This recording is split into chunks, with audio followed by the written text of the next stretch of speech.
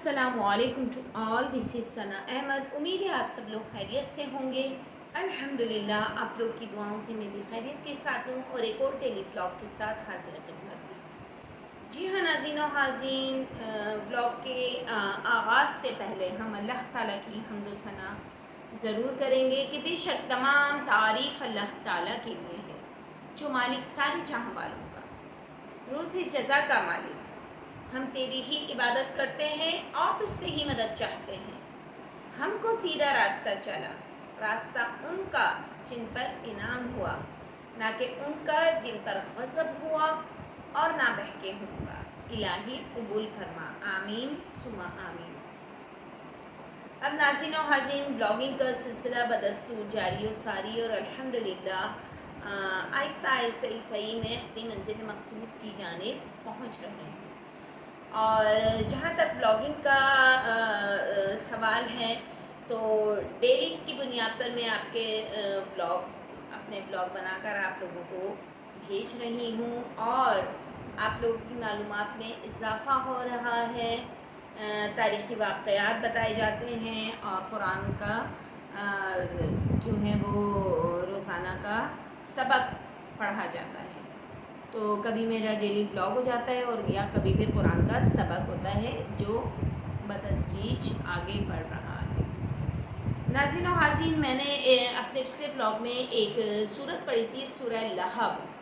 جی ہاں، لہب جو تھے وہ حضور پاک صلی اللہ علیہ وسلم کا چچا تھا، لیکن وہ کافر رہا، اس نے اسلام قبول نہیں کیا۔ آپ نے بہت چاہا کہ ابو جہل اور ابو لہب اسلام قبول کر لیں، لیکن انہوں نے اسلام قبول نہیں کیا اور وہ کافر ہی مرے، جس کے بارے میں ایک سخت وعید بھی آئی اور اللہ تعالیٰ نے قرآن پاک میں ایک سورت بھی نازل فرمائی ہے، سورہ لہب ہے، 30ویں پارے میں، اما پارے میں، تبت یدا ابی لہب وتب ما اغنی عنہ مالہ وما کسب سیصلی نارا ذات لہب وامرأته حمالة الحطب فی جیدها حبل من مسد۔ جی ہاں، اس کا ترجمہ بھی ہے کہ ابو لہب کے ہاتھ ٹوٹ جائیں اور وہ ہلاک ہو جائے، پھر نہ تو اس کا مال اس کے کام آیا اور نہ اس کی اولاد، اور اس کی بیوی جو سر پر ایندھن اٹھائے پھرتی ہے اس کے گلے میں ہوگی مونج کی رسی۔ تو اب یہاں کیا ہوتا ہے، ابو لہب کی بیوی کو جو ہے وہ جب یہ سورہ تبت یدا نازل ہوئی اور ابو لہب اور اس کی بیوی ام جمیل کی اس سورہ میں مذمت اتری، تو ابو لہب کی جو بیوی تھی ام جمیل غصے میں آپے سے باہر ہو گئی اور ایک بہت بڑا پتھر لے کر وہ حرم کعبہ میں گئی۔ اس وقت حضور اکرم صلی اللہ علیہ وآلہ وسلم نماز میں تلاوت قرآن فرما رہے تھے اور قریب ہی حضرت ابوبکر صدیق رضی اللہ تعالیٰ عنہ بیٹھے تھے۔ ام جمیل بڑبڑاتی ہوئی آئی اور حضور اکرم محمد صلی اللہ علیہ وآلہ وسلم کے پاس سے گزرتی ہوئی حضرت ابوبکر صدیق رضی اللہ تعالیٰ عنہ کے پاس آئی اور مارے غصے کے منہ میں جھاگ بھرتے ہوئے کہنے لگی کہ بتاؤ تمہارے رسول کہاں ہیں؟ مجھے معلوم ہوا ہے کہ انہوں نے میری اور میرے شوہر کی ہم جو کہی۔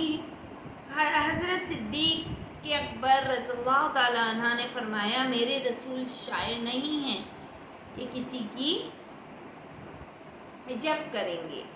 پھر وہ غیظ و غضب میں بھری ہوئی پورے حرم کعبہ میں چکر لگاتی رہی۔ جی ناظرین و حاضرین، سبحان اللہ، یہاں دیکھیے اللہ تعالیٰ کی کتنی رحم و کرم، کتنا فضل آپ صلی اللہ علیہ وسلم پر کہ وہ عورت پورے حرم کعبہ کا چکر لگاتی رہی۔ وہ ایک بہت بڑا سا پتھر ہاتھ میں لی ہوئی تھی، نعوذ باللہ حضور پاک صلی اللہ علیہ وسلم کو نقصان پہنچانے کے لیے، لیکن اس کو آپ صلی اللہ علیہ وسلم وہ دیکھ نہ سکی۔ تو وہ بڑبڑاتی ہوئی حرم سے باہر جانے لگی اور حضرت ابوبکر صدیق رضی اللہ تعالیٰ عنہ سے کہنے لگی کہ میں تمہارے رسول کا نعوذ باللہ سر کچلنے کے لیے یہ پتھر لے کر آئی تھی، مگر افسوس کہ وہ مجھے نہیں ملے۔ حضرت ابوبکر صدیق رضی اللہ تعالیٰ نے حضور اکرم صلی اللہ علیہ وسلم سے اس واقعے کا ذکر کیا تو آپ صلی اللہ علیہ وسلم نے فرمایا کہ وہ میرے پاس سے کئی بار گزری، مگر وہ میرے اور اس کے درمیان ایک فرشتہ حائل تھا کہ وہ مجھے آنکھیں پھاڑ کر دیکھنے کے باوجود نہ دیکھ سکی۔ اس واقعے کے متعلق یہ آیت نازل ہوئی، وَإِذَا قَرَأْتَ الْقُرْآنَ جَعَلْنَا بَيْنَكَ وَبَيْنَ الَّذِينَ لَا يُؤْمِنُونَ بِالْآخِرَةِ حِجَابًا مَسْتُورًا۔ سورہ بنی اسرائیل کا رکو نمبر 5 پارہ نمبر 15 ہے۔ اور اے محبوب جب آپ نے قرآن پڑھا، یہ اللہ تعالیٰ اپنے محبوب حضور اکرم صلی اللہ علیہ وآلہ وسلم کو مخاطب کر کے فرما رہے ہیں کہ اے میرے محبوب جب آپ نے قرآن پڑھا تو ہم نے آپ پر اور ان میں جو آخرت پر ایمان نہیں لاتے ایک چھپا ہوا پردہ ڈال دیا۔ سبحان اللہ۔ تو میں جمیل جو تھی وہ آنکھیں ہوتے ہوئے اور آنکھیں پھاڑ کر دیکھنے کے باوجود حضور اکرم صلی اللہ علیہ وسلم کے پاس ہی سے تلاش کرتی ہوئی گزرتی رہی، مگر وہ آپ کو نہیں دیکھ سکی۔ تو بلا شبہ یہ ایک عجیب بات نہیں ہے تو اور کیا ہے، اور اس کو حضور پاک صلی اللہ علیہ وسلم کے معجزے کے سوا کچھ بھی نہیں کہا جا سکتا۔ بے شک اس قسم کے معجزات حضور اکرم صلی اللہ علیہ وسلم کی طرف سے بارہا صادر ہوئے، اور بہت سے اولیاء سے بھی ایسی کرامات بارہا صادر ہوئی ہیں، اور اولیاء کی یہ کراماتیں بھی ہمارے نبی صلی اللہ علیہ وسلم کے معجزات ہی ہیں، کیونکہ ہر ولی کی کرامات اور حقیقت اس کے نبی کا معجزہ ہی ہوا کرتا ہے۔ اللہم صلی علی سیدنا محمد وعلی آل سیدنا محمد وبارک وسلم۔ تو یہاں یہ ایک بات ظاہر ہو گئی، عیاں ہو گئی کہ جو معجزات ہیں وہ حقیقی معجزات ہیں، اور اللہ پاک کے حکم سے ایسے معجزات ہوتے ہیں۔ تو اس میں کوئی یہ کہنے کی ضرورت نہیں کہ یہ سراسر جادو ہے۔ اسی طریقے سے حضرت عیسیٰ علیہ السلام، جی ہاں، حضرت عیسیٰ علیہ السلام کو بھی اللہ تعالیٰ نے بہت سے معجزات سے نوازا، اور وہ بہت سی ایسی کرامات انہوں نے دکھائی ہیں کہ لوگ ان کو نعوذ باللہ بہت زیادہ کاہن یا جادوگر ان کو تصور کرتے تھے۔ اسی طریقے سے حضرت عیسیٰ علیہ السلام کی ایک بات ایک حدیث شریف میں کہ حضرت عیسیٰ علیہ السلام اپنے مکتب میں بنی اسرائیل کے بچوں کو ان کے ماں باپ جو کچھ کھاتے اور جو کچھ گھروں میں چھپا کر رکھتے وہ سب بتا دیا کرتے تھے۔ جب والدین نے بچوں سے دریافت کیا کہ تمہیں ان باتوں کی خبر کیسے ہوئی، تو بچوں نے بتایا کہ ہم کو حضرت عیسیٰ علیہ السلام مکتب میں بتا دیتے ہیں۔ یہ سن کر ماں باپ نے بچوں کو مکتب سے نکال دیا اور کہا کہ حضرت عیسیٰ جادوگر ہیں۔ جب حضرت عیسیٰ علیہ السلام کے مکتب میں وہ بچے حاضر نہیں ہوئے جو روزانہ پڑھنے جاتے تھے، تو آپ کو تشویش ہوئی۔ آپ ان کو تلاش کرتے کرتے ان کے گھروں پر پہنچ گئے۔ جی ناظرین و عازرین، آپ ان کی تلاش میں نکل پڑے کہ بچے ایک دم کہاں غائب ہو گئے، روزانہ میرے پاس پڑھنے آتے تھے تو میں ان کو ڈھونڈوں تو، اور وہ تلاش کرتے کرتے ان کے گھروں تک پہنچ گئے۔ اب بستی کے جب اندر داخل ہوئے تو بنی اسرائیل نے اپنے سب بچوں کو ایک مکان کے اندر چھپا دیا اور کہہ دیا کہ بچے یہاں نہیں ہیں۔ آپ نے پوچھا کہ گھر میں کون ہیں؟ تو شریر تھے، بنی اسرائیل والے بہت شرارتیں کرتے تھے، تو انہوں نے کہہ دیا کہ گھر میں اللہ اکبر اتنا ناپاک جانور ہے ناظرین و حاضرین کہ مجھے اس کا نام لیتے ہوئے بھی کراہیت محسوس ہو رہی ہے، اور دوسرا یہ کہ اس کے نام لینا ہمیں مکروہ ہے، مگر یہ کہ آپ تک یہ پیغام پہنچانے کے لیے میں اس کا نام لوں گی یہاں کہ وہ سور ہیں۔ انہوں نے کیا کہا کہ گھر میں، انہوں نے پوچھا کہ پھر گھر میں کون ہے، تو وہ ان بنی اسرائیل والوں نے کہا کہ گھر میں اللہ اکبر سور ہیں۔ تو آپ نے فرمایا کہ اچھا تو سور ہی ہوں گے، یہ کہہ کر آپ آگے بڑھ گئے۔ اس کے بعد لوگوں نے جب اپنا گھر کا دروازہ کھولا، مکان کا دروازہ کھولا، تو مکان میں سے وہی نکلے، جی ہاں ناظرین و حاضرین، وہ بچے اللہ تعالیٰ نے سور میں تبدیل کر دیے نا۔ اس بات کا بنی اسرائیل میں چرچا ہو گیا، اور بنی اسرائیل نے غیظ و غضب میں بھر کر آپ کے قتل کا منصوبہ بنا لیا۔ یہ دیکھ کر حضرت عیسیٰ علیہ السلام کی والدہ حضرت بی بی مریم آپ کو ساتھ لے کر مصر کی طرف ہجرت کر گئیں۔ اس طرح آپ ان شریر بنی اسرائیل والوں سے محفوظ رہے۔ سبحان اللہ۔ یہاں دیکھیے کتنی خوبصورت بات تھی، کتنے خوبصورت اللہ تعالیٰ نے اور کیسی کرامت دکھائی۔ تو کیا یہ معجزہ نہیں تو اور کیا ہے؟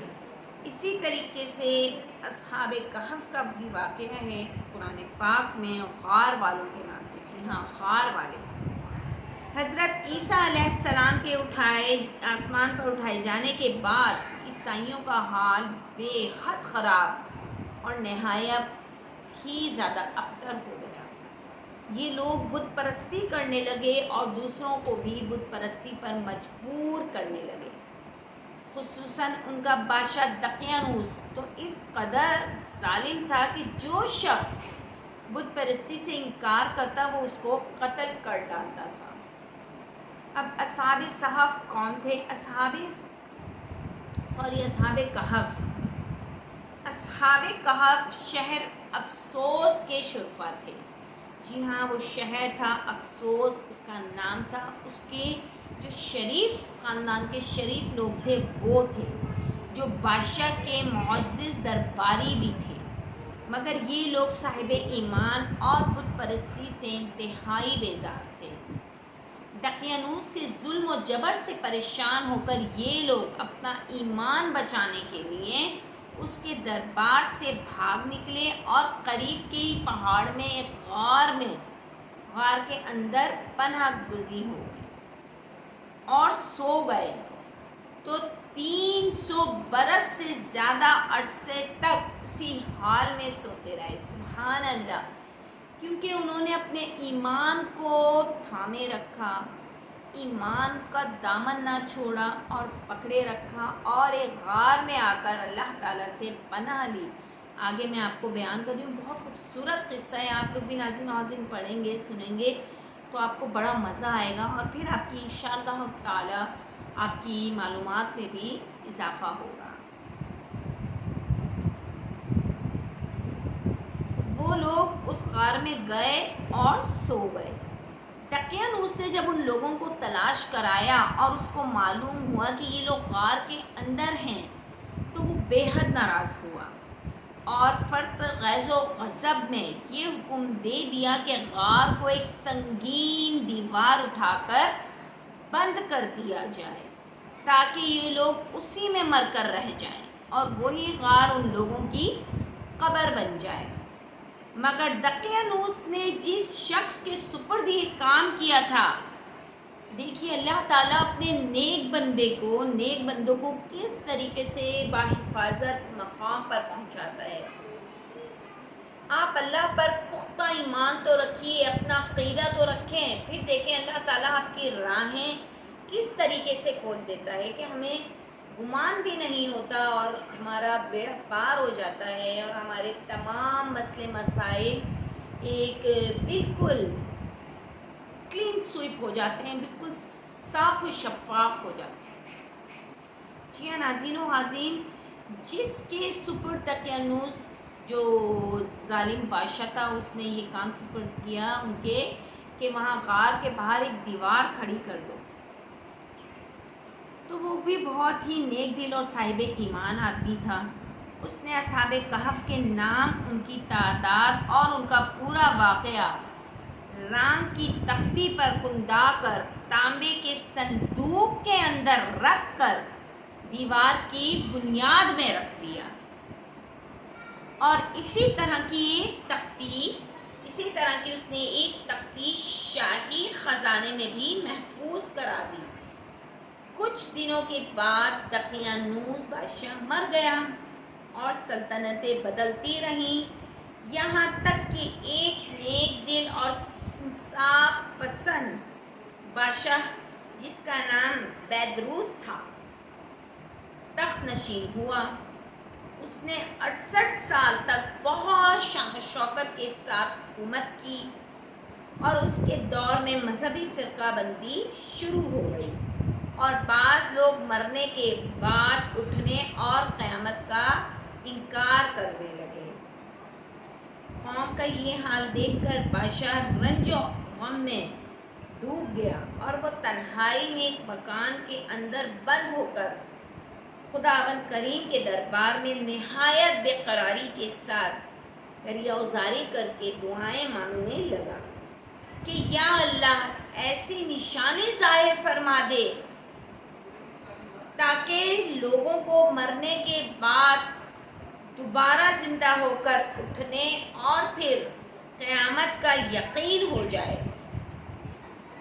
تو اس کی نیت بہت صاف تھی بادشاہ کی، تو بادشاہ کی اللہ پاک نے یہ دعا قبول کی، اور اچانک بکریوں کے ایک چرواہے نے اپنی بکریوں کو ٹھہرانے کے لیے اسی غار کا انتخاب کیا۔ سبحان اللہ۔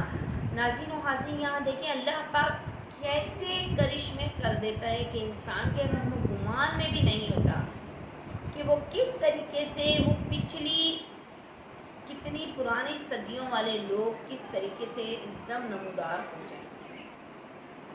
اور دیوار کو اس نے گرا دیا۔ کس نے؟ وہ بکری والے نے، چرواہے نے۔ دیوار گرتے ہی لوگوں پر ایسی ہیبت و دہشت سوار ہو گئی کہ دیوار کے گرانے والے لرزہ براندم ہو گئے، وہاں سے بھاگ گئے، اور اصحاب کہف بحکم الہی اپنی نیند سے بیدار ہو کر اٹھ بیٹھے اور ایک دوسرے سے سلام و کلام میں مشغول ہو گئے۔ سبحان اللہ۔ اور نماز بھی ادا کر لی۔ جب ان لوگوں کو بھوک لگی تو ان لوگوں نے اپنے ایک ساتھی یملیخا سے کہا کہ تم بازار جا کر کچھ کھانا لاؤ، اور نہایت خاموشی سے یہ بھی معلوم کرو کہ دقیانوس ہم لوگوں کے بارے میں کیا ارادہ رکھتا ہے۔ اب یملیخا غار سے نکل کر بازار گئے، اور یہ دیکھ کر حیران رہ گئے کہ شہر میں ہر طرف اسلام کا چرچا ہے۔ سبحان اللہ۔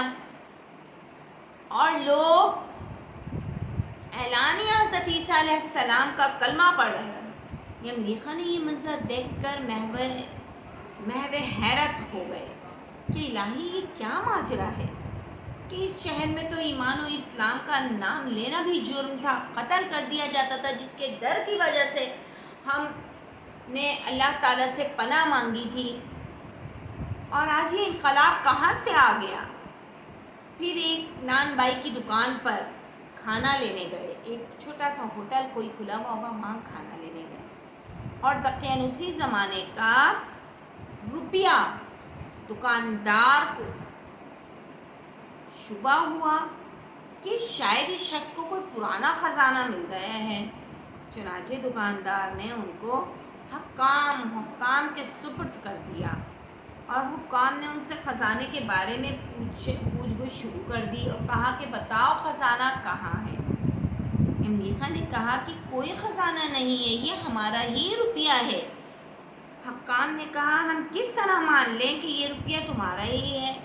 یہ سکہ 300 برس پرانا ہے، اور برسوں گزر گئے، اس سکے کا چلن بند ہو گیا ہے، اور تم ابھی جوان ہو، لہذا صاف صاف بتاؤ کہ عقدہ کیا ہے کہ یہ عقدہ حل ہو جائے۔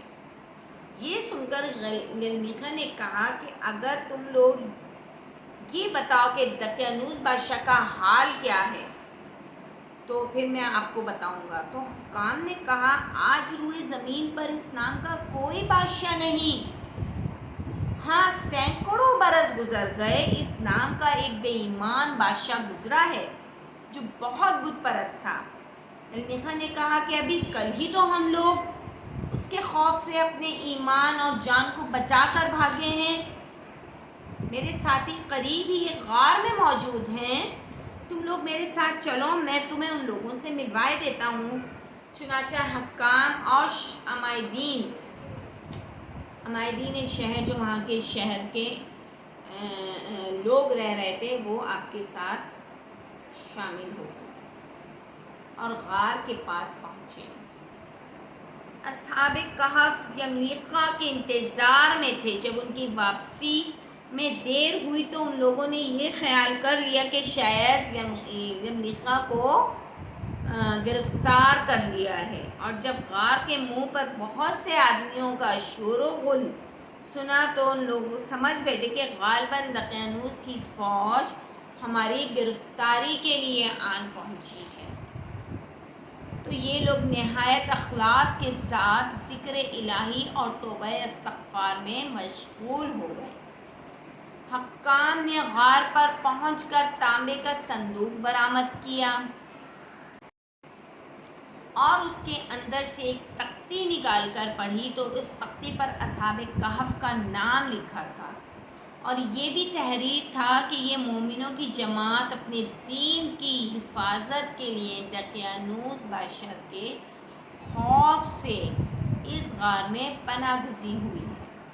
تو دقیانوس نے خبر پا کر ایک دیوار سے ان لوگوں کو غار کے اندر بند کر دیا ہے۔ ہم یہ حال اس لیے لکھتے ہیں کہ جب کبھی بھی یہ غار کھلے تو لوگ اصحاب کہف کے حال پر مطلع ہو جائیں۔ حکام تختی کی عبارت پڑھ کر حیران رہ گئے اور ان لوگوں نے اپنے بادشاہ بیدروس کو اس واقعے کی اطلاع دی۔ فوراً ہی بیدروس بادشاہ اپنے امراء اور عمائدین شہر کے ساتھ ان کو لے کر غار میں پہنچا۔ تو اصحاب کہف نے غار سے نکل کر بادشاہ سے معانقہ کیا اور اپنی سرگزشت بیان کی۔ بیدرس بادشاہ جو ہے وہ سجدے میں گر کر خداوند کریم کا شکر ادا کرنے لگا کہ میری دعا قبول ہو گئی، کیونکہ اس کو بھی اپنی قوم کو یہ بتانا تھا کہ موت کے بعد دوبارہ بھی زندہ ہونا ہے، قیامت کی نشانیاں ہیں، لیکن وہ نہیں مانتے تھے۔ تو اس نے اللہ تعالیٰ سے گڑ گڑا کر دعا کی تھی کہ کوئی ایسا معجزہ ہو جائے، کوئی ایسا کام میرے ہاتھ آ جائے کہ میں ان کے سامنے بیان کر دوں۔ چنانچہ اس نے اللہ تعالیٰ کا شکر ادا کیا، اس نے دعا کی تھی اور اللہ نے اس کی دعا قبول فرمائی، اور اللہ تعالیٰ سے ایسی نشانی ظاہر کر دی جس سے موت کے بعد زندہ ہو کر اٹھنے کا ہر شخص کو یقین ہو گیا۔ اصحاب کہف بادشاہ کی دعائیں دینے لگے کہ اللہ تعالیٰ تیری بادشاہی کی حفاظت فرمائے۔ اب ہم اللہ تعالیٰ کے سپرد کرتے ہیں۔ پھر اصحاب کہف نے السلام علیکم کہا اور غار کے اندر چلے گئے اور سو گئے، اور اسی حالت میں اللہ تعالیٰ نے ان لوگوں کو وفات دے دی۔ سبحان اللہ۔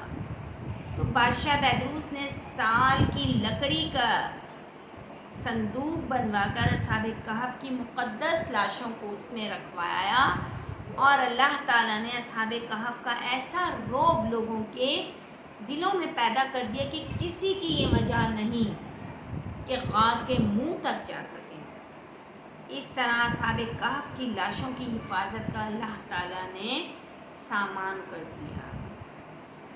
اور پھر بیدروس بادشاہ نے غار کے منہ پر ایک مسجد بنوا دی اور سالانہ ایک دن مقرر کر دیا کہ تمام شہر والے اس دن عید کی طرح زیارت کے لیے آیا کریں۔ اب ان اصحاب کہف کی تعداد کتنی ہے؟ جی ہاں ناظرین و حاضرین، اصحاب کہف کی تعداد میں جب لوگوں کا اختلاف ہوا، لوگ اختلاف کرنے لگے کہ کچھ لوگ کہتے ہیں 7 ہے، کچھ کہتے ہیں 8 ہے، کچھ کہتے ہیں 9، تو یہ آیت نازل ہوئی کہ قل ربی اعلم بعدہم بعدتہم وما یعلمہم الا قلیل،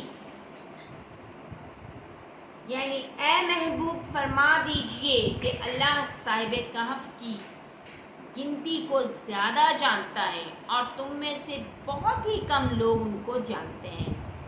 حضرت عبداللہ بن عباس رضی اللہ تعالیٰ عنہ نے فرمایا کہ میں انہی کم لوگوں میں سے ایک ہوں جو اصحاب کہف کی تعداد کو جانتے ہیں۔ پھر آپ نے فرمایا کہ اصحاب کہف کی تعداد 7 ہے اور 8واں ان کا کتا ہے۔ جی ہاں، ان کے ساتھ ایک کتا بھی تھا ناظرین و حاضرین، جب وہ ہجرت کر گئے تھے، جب وہ اپنے آپ کو ایک محفوظ مقام پر لے کر گئے تھے، تو وہاں ان کے ساتھ ایک کتا بھی ان کے ساتھ ساتھ ان کو محفوظ مقام تک لے کر گیا تھا، اس بادشاہ کے، ظالم بادشاہ کے ظلم سے بچا کر۔ تو اللہ تعالیٰ نے اس کتے کو بھی سلا دیا تھا، اور وہ کتا بھی ہے جو اصحاب کہف کے ساتھ جنت میں داخل ہوگا، ایک وہ والا جانور جو وہاں اصحاب کہف کی تعداد میں شامل ہے۔ 7 لوگ تھے اور 8واں ان کا کتا تھا۔ سبحان اللہ ناظرین و حاضرین،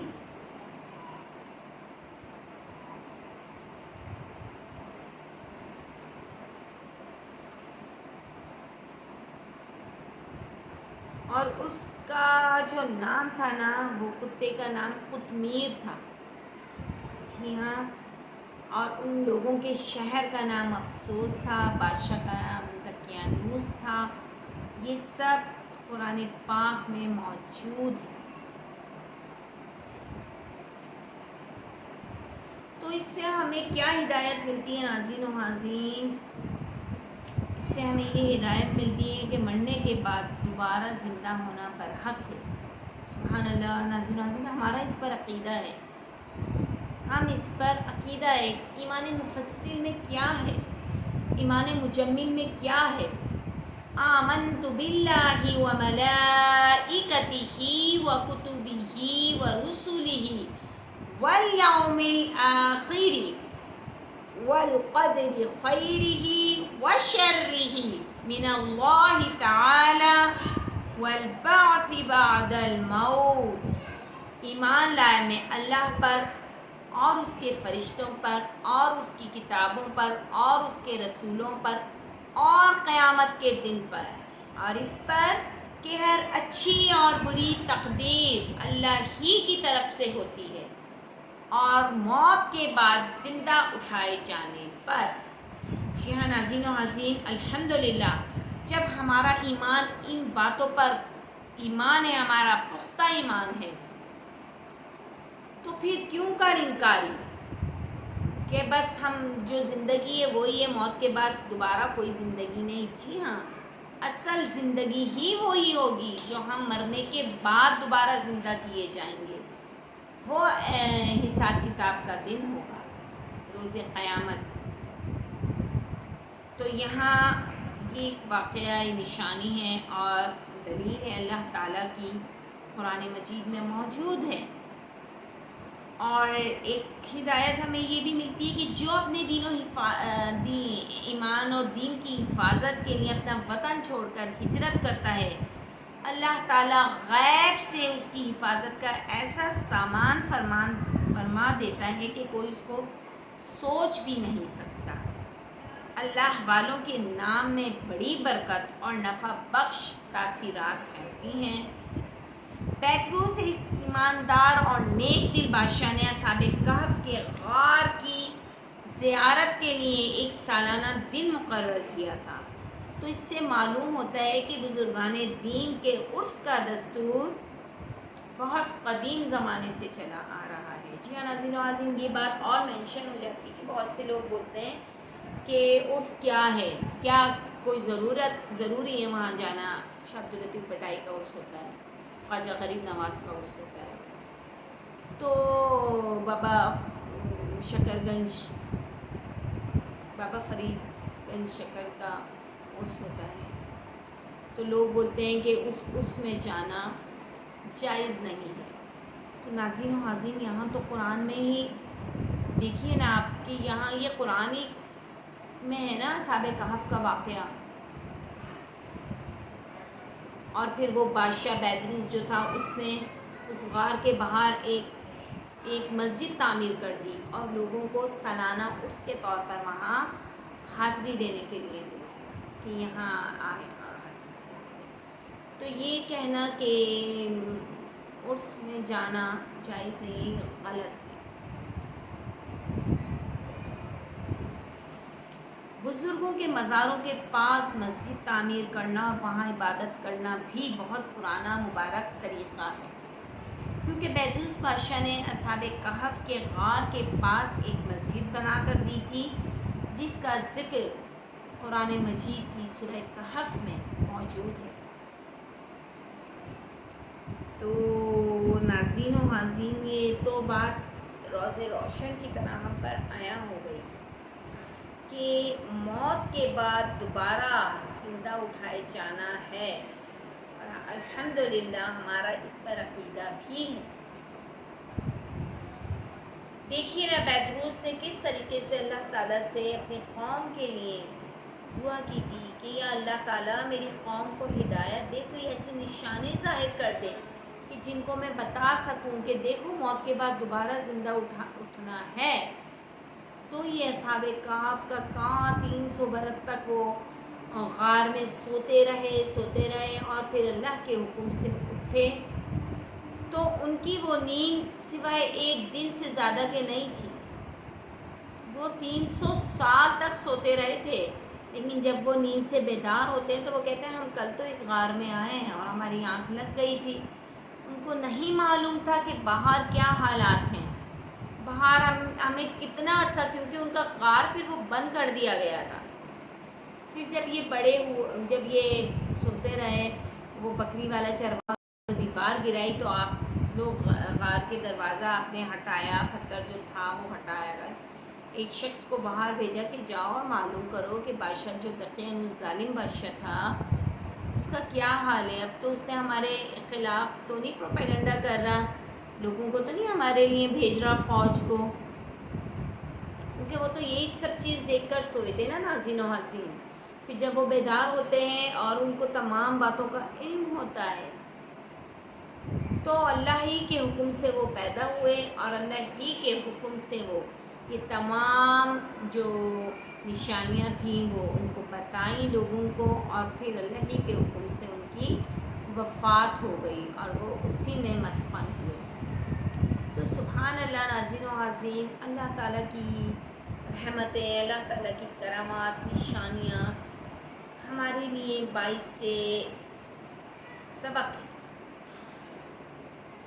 اور ہمیں ایز اے مسلم ان تمام باتوں پر ایمان رکھنا ہے. پختہ یقین ہے ہمارا کہ بے شک ہم موت کے بعد دوبارہ اٹھائے جائیں گے, زندہ اٹھائے جائیں گے. اٹھانا کہ وہ قصہ میرے دماغ میں آ رہا ہے کہ ایک شخص کا جب اس نے مرنے والا تھا تو اس نے اپنے بچوں کو حکم دیا کہ میرے ٹکڑے کر کے ایک ادھر ایک ادھر ایک ادھر, ایک اس شہر میں ایک اس شہر میں ڈال دیں, کہ کون سا فرشتہ ہوگا اس کو کیا پتا میں کہاں سے دوبارہ زندہ ہوں. لیکن پھر اللہ تعالیٰ نے اس کو ایک زندہ کھڑا کر دیا, اسی شخص کو جس کا ایک حصہ ادھر تھا, ایک حصہ ادھر تھا, ایک حصہ ادھر تھا. یہ بھی تو اللہ تعالیٰ کی نشانیاں نہیں تو اور کیا ہے. ہمیں ان تمام باتوں پر ایمان رکھنا ہے, اپنے ایمان کو مکمل پختہ ایمان کے ساتھ رکھنا ہے. ایمان مفصل اور ایمان مجمل اسی چیز کی ترجمانی کرتی ہیں. جی ہاں ناظرین و حاضرین, ایمان مفصل جو میں نے آپ کو پڑھ کے سنائی ہے اور ایمان مجمل بھی ایسے ہی ہے. آمنت باللہ کما ہوا باسمائہ وصفاته وقبلت جميع أحكامي اقرار باللسان وتصدیق بالقلب کہ ایمان لائی میں اللہ پر جیسا کہ وہ اپنے ناموں اور صفتوں کے ساتھ ہیں، اور میں نے اس کے تمام احکام قبول کیے اور زبان سے اقرار کرتی ہوں اور دل سے ان باتوں کو تسلیم کرتی ہوں۔